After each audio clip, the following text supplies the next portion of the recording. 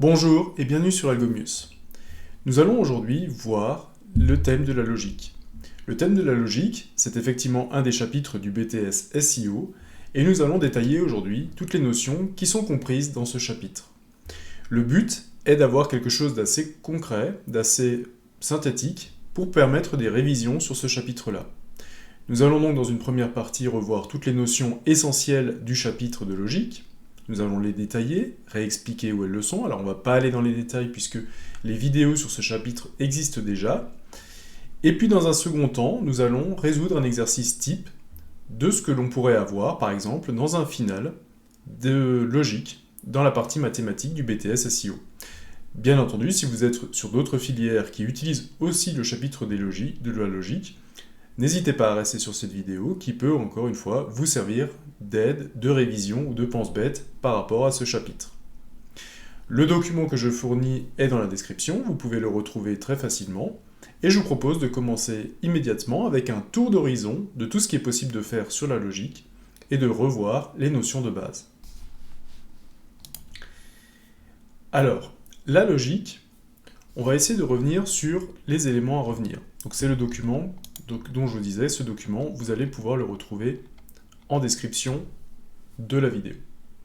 Alors, quels sont les éléments à retenir sur la logique? J'ai divisé ça en plusieurs thèmes, et le premier thème, en fait, va porter sur le calcul des propositions. Qu'est-ce qu'une proposition? Eh bien, tout simplement, une proposition, c'est une expression que l'on peut évaluer à vrai ou à faux. Si je dis, par exemple, « Aujourd'hui, je porte des lunettes », eh bien, sans ambiguïté, je peux dire que cette proposition est vraie, puisqu'effectivement, je porte des lunettes. Par contre, il existe des expressions que l'on ne peut pas forcément évaluer.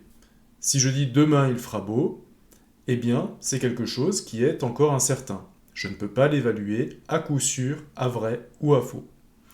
Donc, toute cette notion de condition, de proposition, va nous servir pour bâtir nos conditions, quand on va faire des structures conditionnelles en tant que développeur. Et donc, c'est une notion très importante. Une proposition peut être beaucoup plus complexe que ça. On peut aussi lier entre elles des propositions par des opérateurs logiques comme le « et », le « ou », le « non », le « implique » ou le « équivalent », même si ces deux derniers sont un peu moins utilisés lorsque l'on va parler tout à l'heure de calcul booléen ou d'expression booléenne. Tous ces opérateurs ont des tables de vérité. Si jamais vous voulez revoir un petit peu à quoi ça correspond, n'hésitez pas à retrouver les vidéos sur la logique qui vont rentrer un petit peu plus dans les détails. Pour survoler simplement les tables de vérité, le « et » est vrai quand les deux propositions autour du « et » sont vraies et à faux sinon. Le « ou » est à vrai quand au moins une des deux propositions qui entourent le « ou » est à vrai et à faux sinon. Et le « non » est simplement l'opérateur qui inverse la valeur d'une variable booléenne ou d'une condition. Il y a énormément de propriétés sur ces opérateurs qui vont nous servir lorsque nous allons faire du calcul booléen. Par exemple, ces opérateurs sont commutatifs, c'est-à-dire que si vous avez A ou B, c'est équivalent à B ou A, il n'y a pas de différence entre les deux. Ils sont associatifs, c'est-à-dire que si vous avez une expression, par exemple, B et C et D, peu importe que vous commenciez par faire B et C ou alors C et D, vous arriverez sur le même résultat. Enfin, ils sont distributifs l'un par rapport à l'autre. Si vous avez par exemple, alors ça, on va peut-être plutôt prendre un exemple concret, puisque je vais ouvrir mon notepad, et je vais dire par exemple que si j'ai A et B ou C, je vais en fait obtenir A et B ou B et C. Et comme j'ai un mélange de ou et de et dans la même expression, eh bien il vaut mieux que je mette entre parenthèses les différentes expressions. Voilà, donc ça c'est la notion de distributivité. Naturellement, les lois de De Morgan s'appliquent également. Donc ça, ce sont des lois qui nous permettent d'avoir la négation d'une instruction. Par exemple, non A ou B va me donner non A et non B. Une première règle de loi de De Morgan. Et la deuxième, c'est que si vous avez la négation qui porte sur une égalité, sur un opérateur et, eh bien, vous avez l'égalité suivante, non A ou non B. Donc ça, ce sont des règles qui peuvent vous servir à simplifier des expressions booléennes. Alors, il ne faut pas les négliger, il faut bien les connaître. Il y a simplement quelque chose à faire attention, c'est que quand vous avez un nom A ou B, en fait, chacune des opérandes récupère le nom, mais le OU est transformé en E. Et naturellement, dans la seconde expression, quand vous avez un et que vous avez une négation d'un et, eh bien, négation d'un et devient un OU.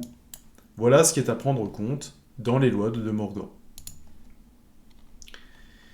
La seconde partie, sur la logique, va porter sur le calcul des prédicats.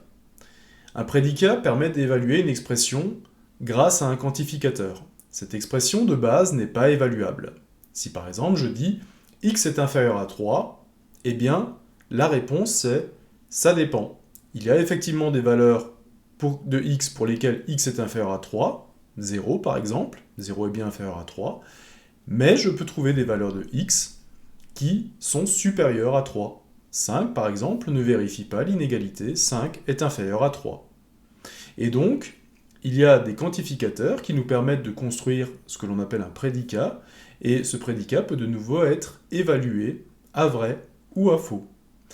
Pour ces quantificateurs, il en existe deux. Le quantificateur universel, qui est graphiquement un A retourné, et le quantificateur existentiel, qui est cette fois-ci un E qui aurait subi une symétrie horizontale. Et donc, cela va nous permettre de dire qu'il existe au moins une valeur, ou alors pour toutes les valeurs que l'on peut trouver, cela est vrai. On va se rendre compte assez rapidement qu'il est plus facile de prouver l'existence que l'universalité. C'est-à-dire que prouver l'existence, c'est que si vous trouvez un seul cas qui fonctionne, eh bien, vous avez résolu l'énigme, vous avez prouvé que ça marche. Le quantificateur universel, lui, il est plus compliqué parce que pour le prouver, vous devez prouver que tous les éléments ont bien cette propriété-là. Et donc, dans ce cas-là, il vaut mieux trouver un contre-exemple, c'est-à-dire trouver un seul cas qui ne marche pas, et si vous trouvez un seul cas qui ne marche pas, eh bien vous invalidez, encore une fois, le prédicat qui vous dit que c'est vrai pour tous les éléments. Pour cela, il y a une notion très importante, c'est la possibilité d'obtenir la négation d'un prédicat. Obtenir la négation d'un prédicat vous permet de voir que si vous arrivez à prouver la négation d'un prédicat, eh bien c'est que la version affirmative de ce prédicat est fausse. Et ça aussi, ça peut vous aider énormément. Et donc, un même prédicat peut aussi comporter plusieurs quantificateurs qui se suivent. Donc on peut avoir un mélange de quantificateurs universels et de quantificateurs existentiels. Les deux se suivent et se cumulent. Pour revenir à cette notion de négation, on va faire un petit exemple. On va se rendre compte que, je vais prendre un traitement de texte, je vais dire par exemple, s'il existe un y qui appartient, alors j'ai pas le signe d'appartient, mais je vais aller le chercher, non, pas une équation, je vais simplement, décidément, je vais insérer une équation manuscrite et je vais simplement récupérer mon signe appartient. Donc si y par exemple, qu'il existe un y qui appartient au réel, tel que ce y est supérieur à 0. Qu'est-ce que ça veut dire en français? Donc il existe un y appartenant au réel, tel que y est supérieur à 0. Alors il en existe au moins un, on est sur du quantificateur existentiel. Donc ça, on peut dire que c'est vrai, c'est quelque chose d'assez simple. Quelle serait la négation de cette expression? Eh bien tout simplement, je commence par faire la négation de mon quantificateur universel. La négation d'un quantificateur universel est un quantificateur universel, et la négation d'un quantificateur universel est un quantificateur existentiel. Donc là, je fais simplement la négation de mon quantificateur, donc mon quantificateur existentiel devient universel. Donc, pour toute y, le reste ne change pas, pour tout y appartenant toujours à R, je vais avoir en fait maintenant la négation de mon expression. Donc j'ai fait ma première partie, je me suis chargé de mon quantificateur. Maintenant, il n'y a plus qu'à trouver la négation de mon expression, et j'aurai terminé. Donc je reprends mon quantificateur tel qu'il est là, et j'applique la négation. Quelle est la négation de y supérieur ou à 0 ? Eh bien sa négation, c'est tout simplement y est inférieur ou égal, attention de ne pas oublier le égal dans ce cas-là, à 0. Et donc en lisant cette expression, on s'aperçoit, en la retravaillant et en la mettant en français, que pour tout y appartenant à R, y est inférieur ou égal à 0. Et ça, on s'aperçoit que c'est faux. Tout y, en fait, n'est pas inférieur ou égal à 0 quand il appartient à R. Vous pouvez par exemple avoir la valeur 3 qui est supérieure à 0 et qui ne valide donc pas cette expression. Bon, donc qu'est-ce que ça veut dire ? Ça veut dire que ça, c'est faux. La négation étant fausse, ça veut dire que la version informative est vraie. C'est déjà l'intuition qu'on avait depuis le début. Si j'ai plusieurs quantificateurs, pour trouver la négation, eh bien, il suffit que je fasse la négation de tous les quantificateurs successivement. Nous reviendrons dessus pendant l'exercice que nous allons faire un petit peu plus tard. Donc, j'en arrive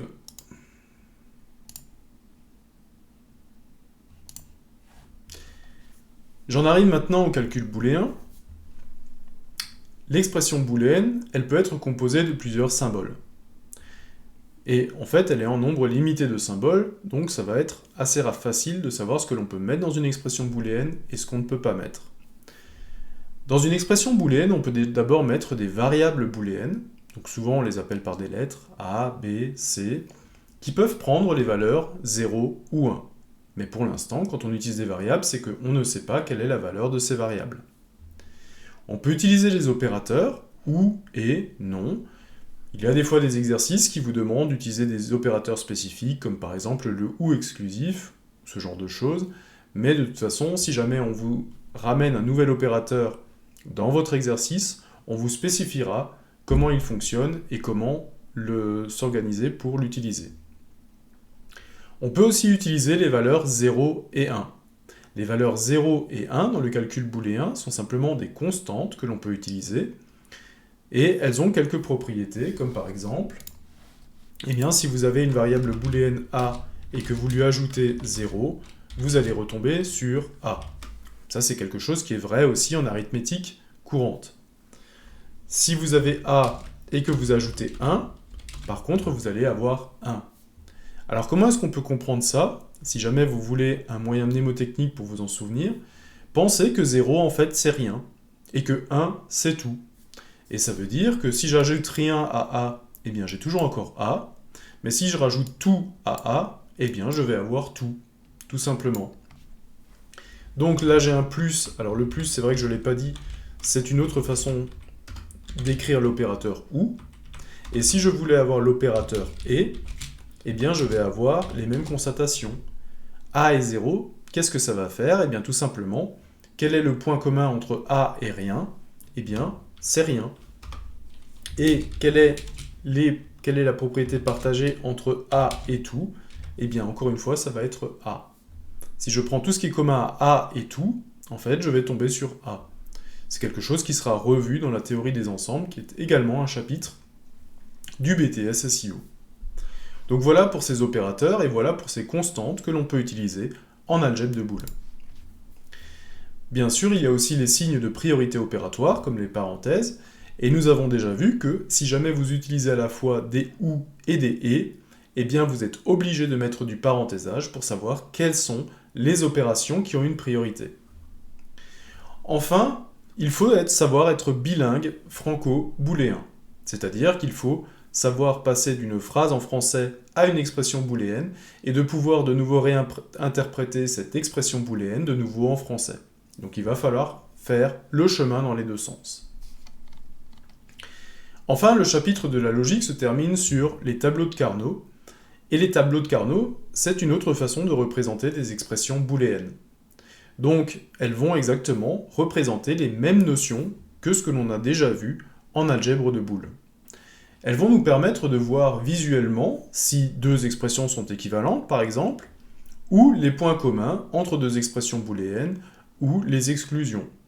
Elles vont nous permettre aussi de, par exemple, avoir la version négative d'une expression booléenne assez rapidement. Et elle va permettre aussi de simplifier les expressions lorsque l'on sait manipuler facilement un diagramme de Carnot. Alors un diagramme de Carnot sur le fond, c'est quoi? Eh bien tout simplement, imaginons que j'ai trois variables booléennes que j'appelle A, B et C. Ces trois variables booléennes, elles peuvent être chacune dans deux états, vrai ou faux. Donc sur ces trois variables booléennes, quelles sont les possibilités que j'ai? Eh bien, soit j'ai les trois qui sont à faux, soit j'ai que la C qui est à vrai, soit j'ai que la B qui est à vrai, soit j'ai la B et la C qui sont à vrai, soit j'ai que la A qui est à vrai et les deux autres à fausse, soit j'ai la A qui est vraie, la B qui est fausse et la C qui est vraie, soit j'ai A et B qui sont vraies mais la C qui est à fausse, soit j'ai les trois qui sont vraies.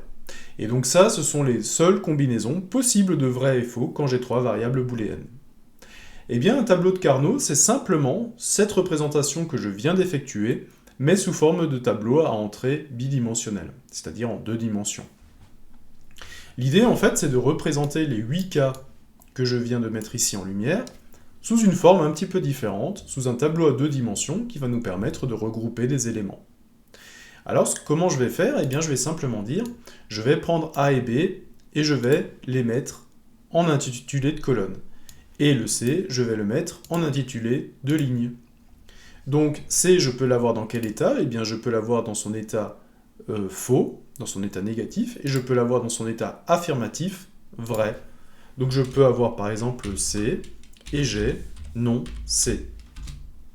Alors, effectivement, j'ai C et non C, et donc là, je vais retrouver ce que j'ai en vert. Pour A et B, maintenant, je me retrouve avec deux variables booléennes.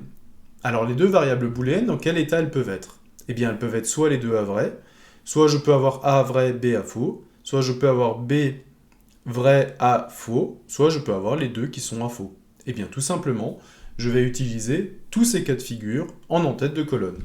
Donc, soit j'ai A et B, les deux à vrai, soit j'ai A mais j'ai non B. Alors je vais quand même mettre un point pour différencier les deux. Soit j'ai effectivement A dans sa version négative et B dans sa version positive, soit j'ai A et B tous les deux dans leur version négative.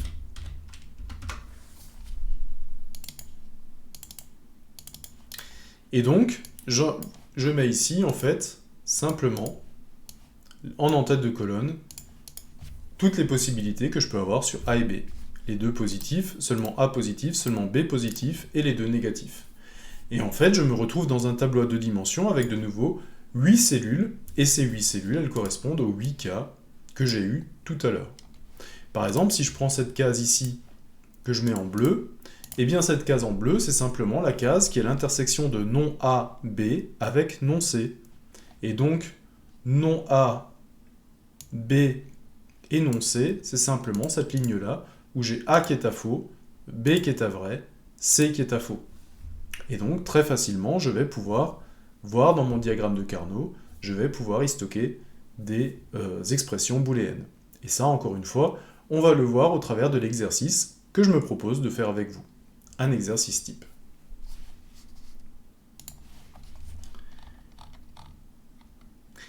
Alors l'exercice type, vous pouvez le retrouver en description, vous pouvez essayer de le faire vous-même, et puis ensuite, dans la suite de la vidéo, nous allons le détailler petit à petit, expliquer comment il fonctionne, quels en sont les rouages, et voir comment est-ce que je peux répondre aux différentes questions. Donc si vous voulez vous atteler à l'exercice tout de suite, je vous propose de mettre la vidéo sur pause, de récupérer le lien dans le descriptif, et puis de revenir vers moi dans cette vidéo pour la correction si jamais il y a des choses qui ont coincé ou des choses qui ont bloqué. L'exercice type nous parle de trois amis, Kim, John et Bob, qui décident de fonder un club pour les fans de films. Ils sont eux-mêmes très cinéphiles et ils voudraient créer une association de gens qui sont passionnés comme eux du 7e art. Alors naturellement, il en faut pour tous les goûts. C'est pas parce qu'on aime un film qu'effectivement tout le monde aime le même genre de film. Donc ils décident de mettre en place des critères pour mettre des catégories dans les films. Le premier critère qu'ils fixent, le critère A, est « le film est récent ». pour eux, récent, c'est après 2000. Plus anciens, ce sont des films d'avant 2000. B, le casting est connu, c'est-à-dire qu'il y a vraiment de grands noms à l'affiche. C, le film est à gros budget, plus de 50 millions d'euros, pardon. Et D, l'histoire est basée sur des faits réels. Donc ça, ce sont les critères. Ça veut dire aussi que leur version négative existe. Si A, le film est récent, ça veut dire que non A, ça veut dire que le film n'est pas récent. Si B, le casting est connu, ça veut dire que non B veut dire que le casting n'est pas connu. C, le film est à gros budget, non C, le film n'a pas un gros budget, donc inférieur à 50 millions d'euros. D, l'histoire est basée sur des faits réels, non D, l'histoire n'est effectivement pas basée sur des faits réels. Et donc on va voir que l'on peut utiliser déjà ces variables booléennes sous leur forme affirmative ou sous leur forme négative pour commencer déjà à exprimer énormément de choses différentes. Nous allons déjà exprimer les propositions suivantes. Donc pour vraiment partir au début, là on est sur la partie proposition. Un film est récent et à gros budget. Alors un film est récent, comment ça se dit ? Alors je vais plutôt prendre un Word, puisque ça va me permettre de faire la négation directement. Un film est récent, ça va se dire tout simplement A, le film est récent, et quel est le deuxième critère ? Le deuxième critère est A, un gros budget. Donc gros budget, c'est C, donc A et C. Donc on a différentes façons de l'écrire, hein. Vous pouvez l'écrire comme ça, vous pouvez l'écrire avec une multiplication, A et C. Ça, ce sont des choses qui sont parfaitement compréhensibles en algèbre booléenne. Donc on a écrit notre première proposition. La deuxième, elle nous dit « Le casting est connu, mais l'histoire n'est pas basée sur des faits réels. » Alors le casting est connu, ça s'exprime par C, par B. Et le deuxième critère, l'histoire n'est pas basée sur des faits réels, donc D, ça veut dire que l'histoire est basée sur des faits réels. Là, on n'est pas sur des faits réels, donc cette fois-ci, on va être sur la négation de B, et on va le faire comme ça, tout simplement. Création manuscrite, c'est non, D, donc je vais mettre D, barre. Voilà. Donc, j'ai un gros budget, mais je ne suis pas basé sur des faits réels. Et j'ai de nouveau un « et » entre les deux, puisqu'effectivement, j'ai besoin des deux critères pour que cela soit validé. Donc, je peux aussi l'écrire comme ça, B et D barre. Alors, ce que je vais faire peut-être, c'est déjà commencer à insérer toutes les versions barres de mes lettres. Donc, j'ai déjà D barres, pour que j'ai plus qu'à les copier-coller. A, B, C, ok. Pour que je puisse simplement les copier-coller, au lieu d'avoir à chaque fois à repasser par l'éditeur de formule. Donc, nous avons exprimé nos propositions, les deux premières propositions, et nous nous en sommes plutôt bien sortis. Question simple, mais pour voir justement si vous arrivez facilement à passer du français aux propositions. Alors, nos amis qui sont de fins logiciens aimeraient aussi utiliser l'année de sortie du film pour tester leurs connaissances. Ils aimeraient donc écrire des prédicats suivants. Alors attention, les prédicats vont maintenant se baser sur les quantificateurs universels et quantificateurs existentiels. Alors, tous les films du club ont une année multiple de 2. Alors, ça je ne sais pas si c'est vrai, mais en tout cas, on va l'écrire. Et pour cela, je vais avoir besoin de mon quantificateur. Alors, je vais le récupérer. Je vais juste récupérer les deux quantificateurs dans l'énoncé. Voilà. Pour que je n'ai pas à chaque fois à les récupérer. Donc, mon expression me dit tous les films du club ont une année multiple de 2. Alors, ça veut dire quoi? Tout simplement, si j'ai à l'écrire, ça veut dire que pour tout f, je vais appeler f, par exemple, appartient, j'ai quand même avoir besoin du symbole d'appartient,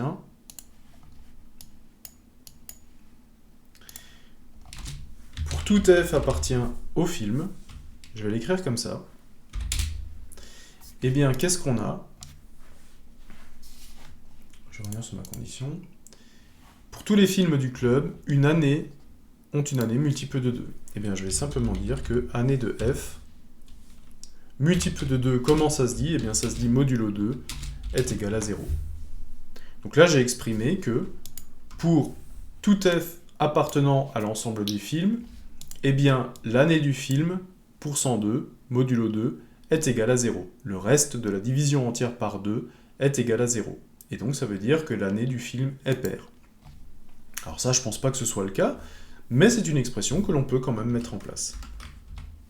Alors, qu'est-ce qu'ils veulent dire d'autre, nos animateurs du club? Alors, il existe des films dans le club dont l'année est multiple de 2, ce qui me paraît déjà un petit peu plus plausible.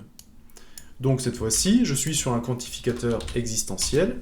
Il existe donc des films qui appartiennent à l'ensemble des films, tels que l'année du film pour 102 est égale à 0. Et donc là, vous voyez qu'en changeant le quantificateur, on veut dire complètement autre chose.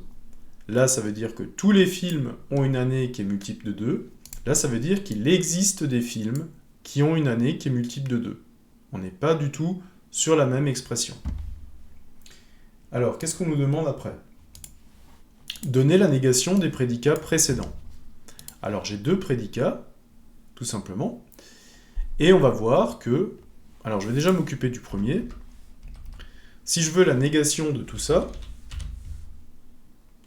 comment je vais faire? Je vais déjà récupérer la négation de mon quantificateur. Donc, pour tout f appartient à film, donc la négation, c'est il existe f qui appartient à un film. Et donc, il ne me reste plus qu'à gérer la négation sur l'expression qui suit. Voilà, ça j'ai encore à le faire. Et donc, je vais le faire simplement dans la ligne suivante. Je vais réécrire mon quantificateur existentiel. Et puis, qu'est-ce que ça veut dire que la négation de année pour 102 est égale à 0? Eh bien, la négation de ça, ça veut tout simplement dire que la négation, c'est que il existe un film tel que l'année de ce film n'est pas paire. Ok, donc on voit qu'on n'est pas sur la... Il y a quand même encore une différence entre les deux expressions sur lesquelles on s'était donné à la base. Donc je vais faire la négation aussi de mon deuxième prédicat. Donc non, tout ça. Comme d'habitude, je travaille d'abord sur le quantificateur. Donc le quantificateur, il existe un film appartient au film, devient pour tout film appartenant au film, il me reste encore la négation de l'expression. Mais la négation de l'expression, c'est quelque chose que j'ai déjà fait dans l'étape du dessus. C'est exactement la même expression dont on veut la négation. Et donc, je vais simplement reprendre ici mon expression pour dire en fait que la négation de « il existe au moins un film tel que l'année de ce film soit paire », eh bien la négation c'est pour tout film appartient à F, pour tout film appartient à F, l'année est forcément impaire. C'est ce que ça veut dire. Puisque l'année modulo 2 différent de 0, ça veut dire en fait que l'année n'est pas paire. Donc voilà un petit peu ces éléments de logique. Voilà comment on transcrit des éléments de logique en prédicat et comment on trouve l'inverse d'un prédicat. Alors est-ce qu'ils sont allés encore un peu plus loin, nos amis, en termes de logique? Je pense que oui. Alors sur leur lancée, ils se mettent en tête de former des prédicats un petit peu plus complexes. Et donc, tout simplement, qu'est-ce qu'ils se disent? Ils se disent que pour tous les films du club, il existe un autre film du club tel que l'année de sortie est strictement inférieure à celle du premier film. Waouh! Alors on va y aller par étapes. Donc, pour tous les films du club, alors, ça c'est quelque chose qu'on avait déjà fait, pour tous les films du club. Je vais mettre un petit peu un espace.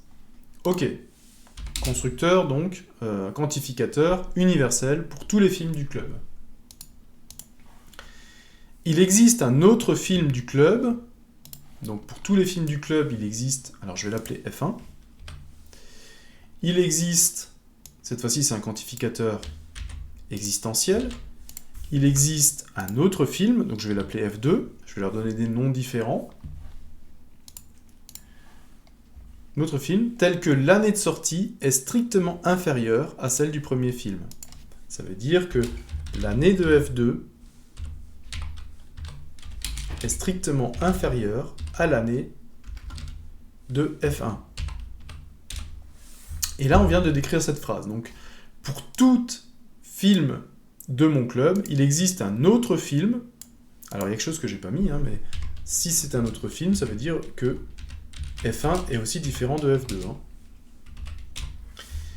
Donc, F1 appartient au film, F2 appartient au film, F1 est différent de F2, et l'année de F2 est inférieure à F1. Bon, voilà, je crois que j'ai tout mis en place. Donner la négation du prédicat précédent. Bon, je vais repartir sur la négation, donc je vais prendre mon prédicat, qui est ici, et je vais faire la négation de l'intégralité de mon prédicat. Alors, la négation, comment ça marche? Toujours de la même façon. On va s'occuper de la négation du premier quantificateur. Donc, on a un quantificateur pour tout F1 appartient au film, qui devient donc un quantificateur existentiel. Il existe F1 qui appartient au film. Et la négation est repoussée tout simplement plus tard sur ce qu'il reste à gérer. J'ai un deuxième quantificateur. Il existe un F2 appartient au film, que je vais, encore une fois, transformer en quantificateur universel pour que cela ait repoussé la négation un petit peu plus loin. Donc le premier élément, je le reprends tel quel. Je vais prendre un quantificateur universel ici, et je vais dire que pour que F2 appartient à un film, je repousse la négation sur l'expression. Donc le F1 différent de F2, ça j'aimerais le conserver. Donc celui-là, la négation ne portera pas là-dessus. Mais la négation portera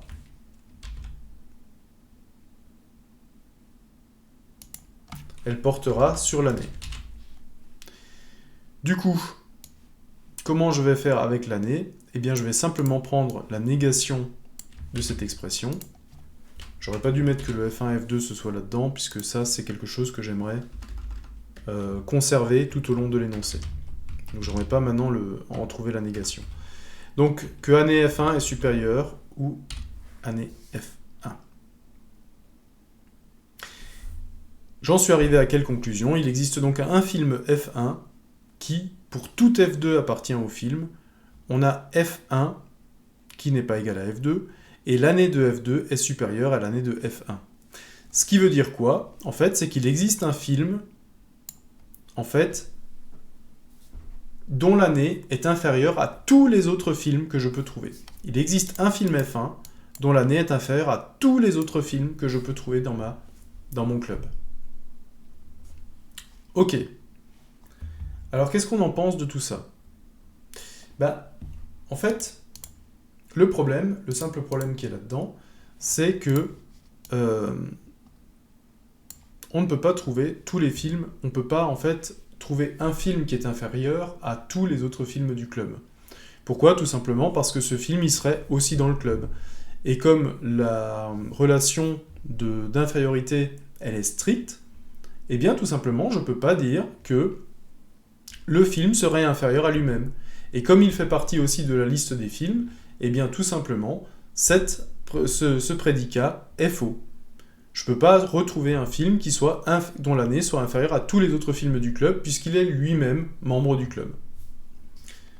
Voilà. Alors cette histoire d'année de parution, elle turnupine quand même nos amis. On va essayer de transformer les expressions suivantes en prédicats, et on va dire qui a raison. Vous allez voir qu'elles vont se ressembler beaucoup, mais qu'il y a quand même des différences dans les deux. Alors Kim dit quoi? Kim dit, pour tous les films du club, il existe une année de sortie qui correspond à l'année de sortie du film. Et Bob dit, il existe une année telle que pour tous les films, elles correspondent à l'année de sortie. Vous allez voir qu'en fait, il y a juste une inversion au niveau des quantificateurs, et pourtant, ça ne veut pas dire la même chose du tout. Donc, qu'est-ce que dit Kim? Alors Kim, elle dit quoi? On va reprendre sa phrase exacte. Pour tous les films du club. Alors, pour tous les films du club, ça veut dire que pour toute F appartient à film. Voilà. Alors, pour tous les films du club, il existe une année de sortie. Donc, il existe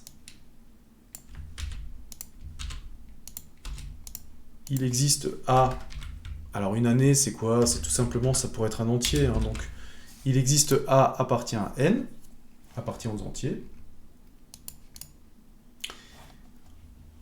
Tel que ce soit l'année de sortie du film. Donc, c'est-à-dire, tel que année de F égale A. Tout simplement. Pour tous les films F, il existe un entier A, tel que l'année du film soit égale à A. Ok. Et que dit son compagnon? Alors Bob, il dit quoi? Il dit, il existe une année, telle que pour tous les films, elle corresponde à l'année de sortie. Donc lui, il va partir sur le schéma inverse, il va dire, il existe une année, donc vous voyez, je le fais en copier-coller, pour qu'on voit bien que c'est exactement la même chose. Bob dit, il existe une année, telle que pour tous les films, l'année du film est égale à A. En fait, on a l'impression que ces deux prédicats pourraient pratiquement être équivalents. Hein, on a une inversion uniquement sur les quantificateurs. Ce sont les mêmes quantificateurs, mais uniquement inversés. Et pourtant, elles veulent dire quelque chose de complètement différent.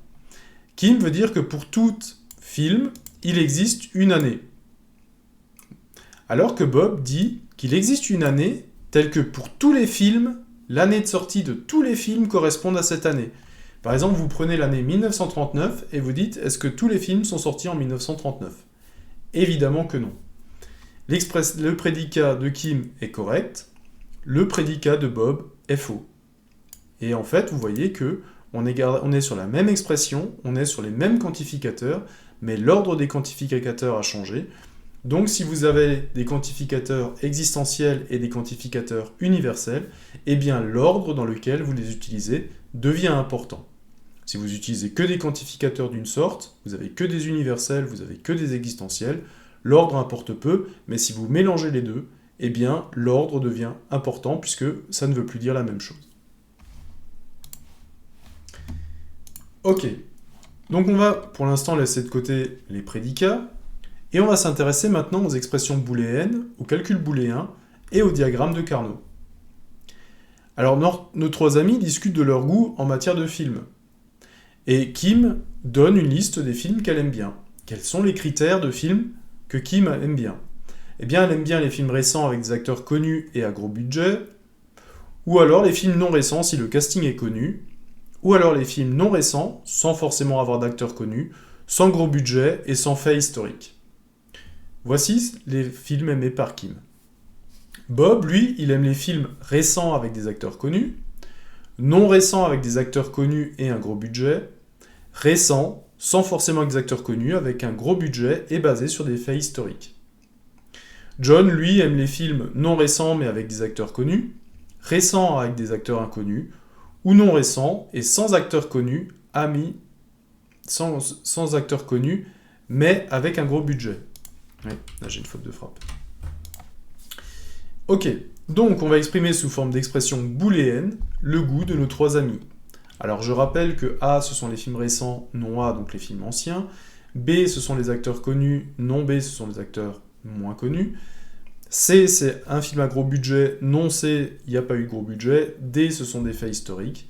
B, non D, ce sont donc des films qui ne sont pas basés sur des faits historiques. Donc on va s'intéresser au film de Kim. Alors je vais encore une fois prendre un document comme ça. Je vais essayer de le partager en deux, c'est peut-être plus simple. Voilà. Donc je vais déjà essayer de retrouver l'expression booléenne des films que peut aimer Kim. Alors Kim, elle aime quoi? Elle aime les films récents, donc récent c'est A, avec des acteurs connus, ça c'est B, et à gros budget, ça c'est C. Donc, le premier point de Kim, c'est A dans sa version positive, il y a des acteurs, il est récent, B dans sa version positive, les acteurs sont connus, et C dans sa version positive, le film est à gros budget. En dehors de ça, qu'est-ce qu'elle aime encore? Donc ça, elle aime ces films-là, ou alors, donc ou, on va l'avoir avec un plus, je vous rappelle que le plus, c'est l'opérateur ou, la multiplication, c'est l'opérateur et. Donc, non récent, alors non récent, donc je vais juste retomber, je vais juste récupérer les expressions là-haut, comme ça je vais avoir, je peux les copier-coller directement, et j'ai pas forcément de...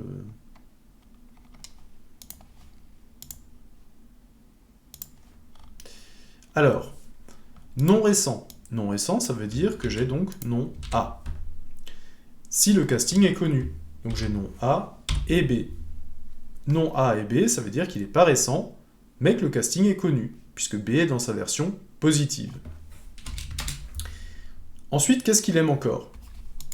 Eh bien, elle aime des films non récents, donc j'ai toujours non A, sans acteur connu, donc sans acteur connu, ça veut dire non B.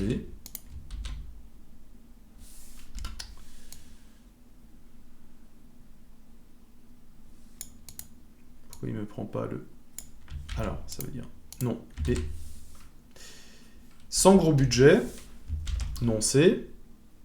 Et sans fait historique, donc non D. Non A, et non B, et non C, et non D. Voilà un peu les films que Kim aime. Et on a retrouvé l'expression booléenne. On a bien les trois styles de films, à chaque fois séparés par des ou, et donc ça nous donne une bonne idée des films que Kim aime. On va s'intéresser à Bob maintenant. Donc Bob, il aime quoi? Il aime les films récents avec des acteurs connus. Ou alors, il aime les films non récents. Donc non récent, c'est non A. Avec des acteurs connus, donc c'est quand même B. Et un gros budget, donc c'est C. Ou alors, il aime les films connus, c'est-à-dire A, sans acteurs connus, donc c'est-à-dire B,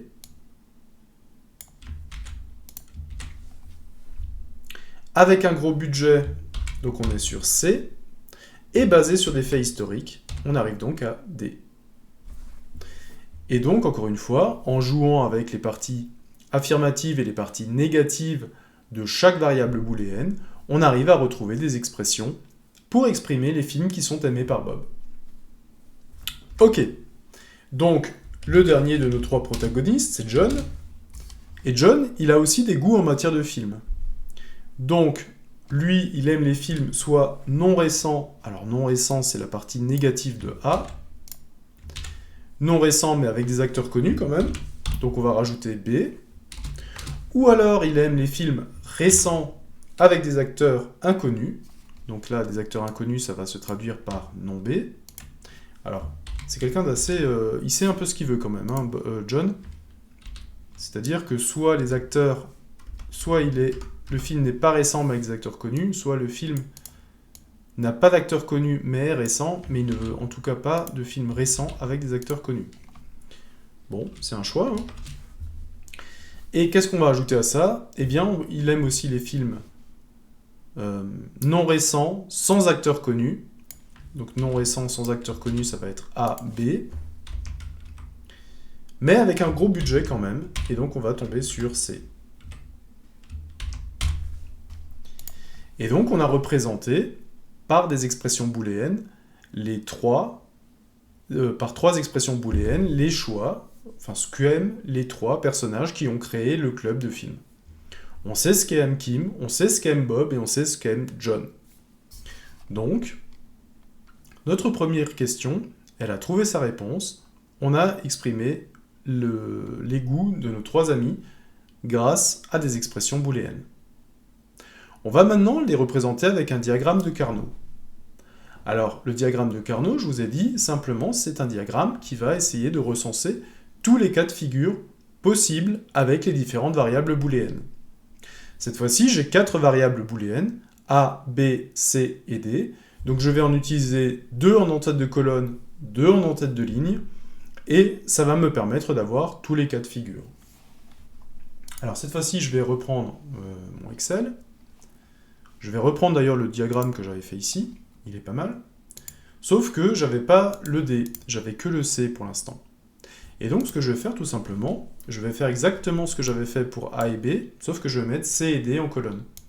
Alors C et D, quelles sont toutes les versions? Eh bien j'ai C et D en version positive, j'ai non C et D. Alors décidément, Excel a vraiment envie de me mettre un copyright, mais moi j'en veux pas. On a non C et D, on a C et non D, et on a enfin non C, non D. Donc encore une fois, j'ai fait comme avec A et B, j'ai simplement utilisé toutes les possibilités qui étaient offertes. Donc là, j'ai les intitulés de colonnes et les intitulés de lignes, et on va s'apercevoir que j'ai bien les 16 cas possibles pour C et D. Donc, ce que l'on me demande de faire, tout simplement, dans mon énoncé, c'est que je vais représenter à l'aide des diagrammes de Carnot les goûts de nos 3 amis. Donc je vais repartir des expressions booléennes, maintenant qu'elles sont faites, pour exprimer ce que veulent les 3 amis. Donc je vais avoir Kim d'un côté, voilà, je vais avoir Bob de l'autre côté, et je vais avoir John. Je vais avoir John qui est mon 3e protagoniste. Alors, ça je vais l'enlever, j'en ai plus besoin. Voilà. Et je vais avoir mes 3 diagrammes de Carnot, que je vais remplir maintenant avec mes expressions booléennes. Alors mes expressions booléennes, elles sont où? Est-ce que je les ai encore ici? Ouais. Et je vais dire, voilà. Alors, je vais partir pour Kim. Alors Kim est là, A, B et C. Donc je vais prendre la liste où j'ai A et B en positif, et je vais noircir là où j'ai C en positif.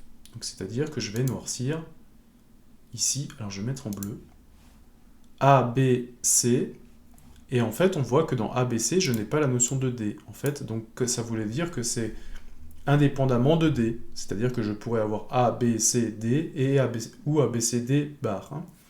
Le D est toujours, je m'en fiche en fait, je veux juste que A, B et C soient dans la version positive. Donc A, B est positif dans cette colonne-là, et puis je vais ajouter les lignes où C est positif, c'est-à-dire ces lignes-là. Le deuxième va me dire A bar B. Alors A bar B, c'est A dans sa forme négative, B dans sa forme positive. Donc là, c'est tout simplement cette colonne-là.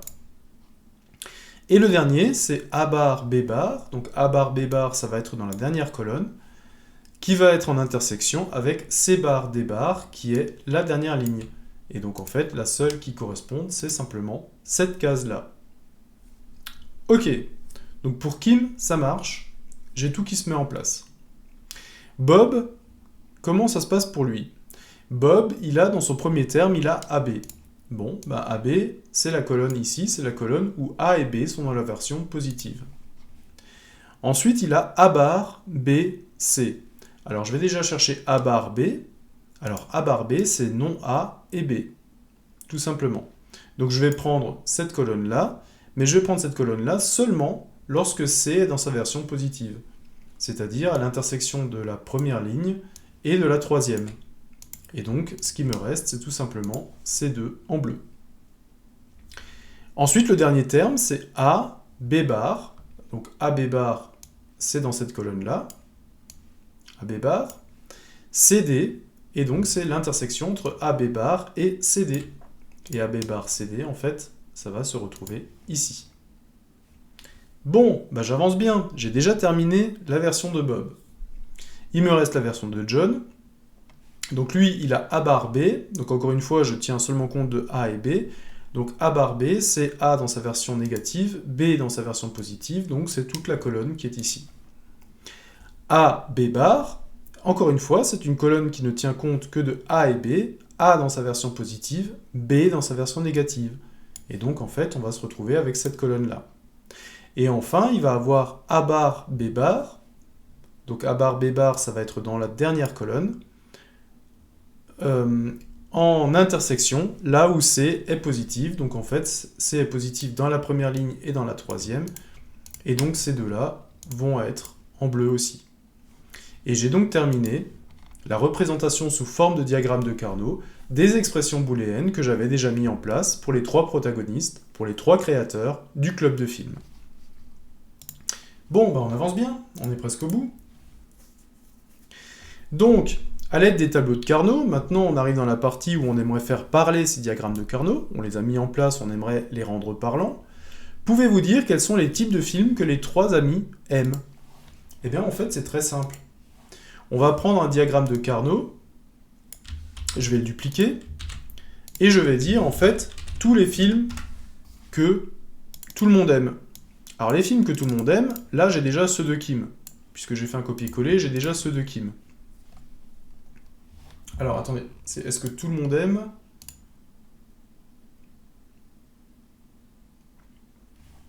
Pouvez-vous dire quels sont les types de films que les trois amis aiment? Ok. Donc, Kim, elle aime ce genre de film-là. On va essayer de trouver qu'est-ce qui est commun entre Kim, Bob et John. Alors là, je vais l'effacer.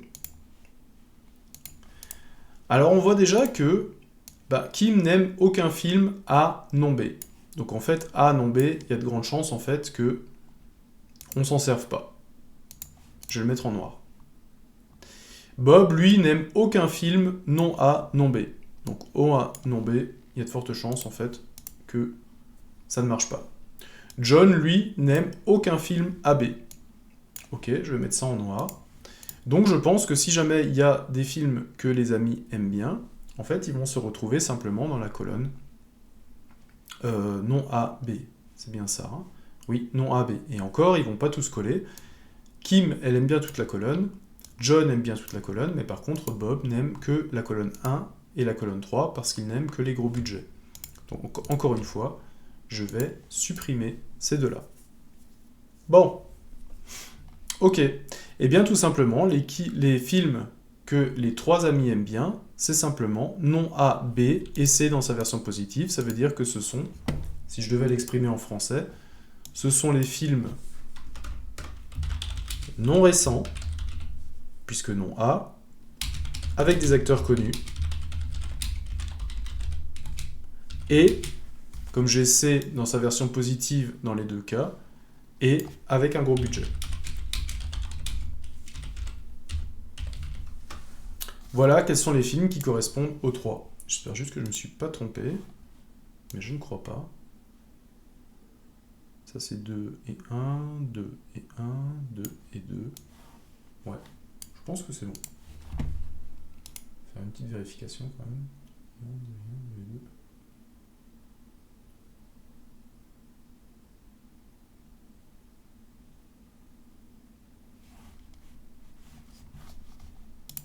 Je vais juste vérifier que j'ai bien tout correctement exprimé. Bob aime les non récents avec des acteurs récents avec des acteurs connus et un gros budget.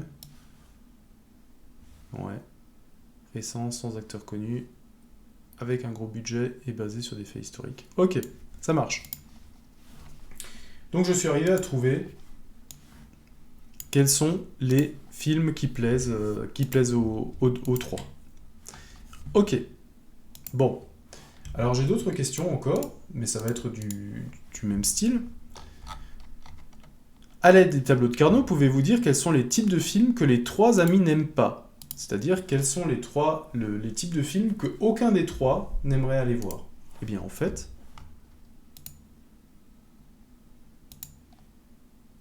c'est un petit peu sur le même principe que l'on va faire. On va cette fois-ci simplement regarder quels sont les films que personne n'aime. Alors AB par exemple, Bob aime bien tous les films AB. Donc déjà, là je suis sûr que ça ne marchera pas. John aime bien tous les films A non B. Donc ça ne marchera pas. Kim aime bien tous les films non A, B. Donc ça ne marchera pas. Donc je serai uniquement sur la dernière colonne. Donc Kim, elle aime bien la dernière ligne. Bob n'aime aucun des films dans la dernière colonne. Et John n'aime pas le premier et le troisième. Et donc il va rester qu'un seul type de film que personne n'aime, hein, c'est celui-là, qui est effectivement vide dans les trois. Et ce genre de film, c'est quoi? Eh bien, c'est un film qui, si on le réécrit en français, donc non A, ça veut dire non récent, non B, pas d'acteur connu, pas d'acteur connu, non C, c'est pas de gros budget, et D, et des faits historiques. Voilà, donc là on a retrouvé la conjonction de plein de choses. On a retrouvé que on n'a pas de gros budget et on a des faits historiques. Donc ça c'est le genre de film que aucun des trois n'irait voir. Ok. Dernière question pour voir si on a bien compris. Kim et John se retrouvent sans Bob pour un soir. Ils aimeraient en profiter pour regarder un film qu'ils aiment bien tous les deux, mais qu'ils savent que Bob n'aimera pas. Donc du coup, ils en profitent d'une soirée où Bob n'est pas là, pour faire simplement un film sans lui. Ok. Et bien en fait, on va garder la même démarche. Quels sont les films que Kim... Alors je sais plus, c'est qui est pas là? J'ai oublié qui n'est pas là. Kim et John se retrouvent sans Bob, donc c'est Bob qui n'est pas là. Ok. Donc Kim et John, donc c'est premier et troisième, qu'est-ce qu'ils aiment bien tous les deux? Alors, John, il aime pas les AB. Ok. Kim, elle aime pas les A non B. Donc ils vont pas se retrouver là-dessus. Kim, elle aime bien les non AB, et c'est le cas de John aussi. Après, ensuite, pour la dernière colonne, Kim n'aime pas les trois premiers, et John n'aime pas le dernier. Donc, de toute façon, la dernière colonne, elle est supprimée entièrement. Donc, ce qui est commun entre Kim et John, c'est simplement la colonne non A, B, ce sont les films qu'ils aiment bien tous les deux. Mais ils aimeraient en profiter, effectivement, que Bob ne soit pas là pour ne pas regarder un film que Bob aurait bien aimé voir.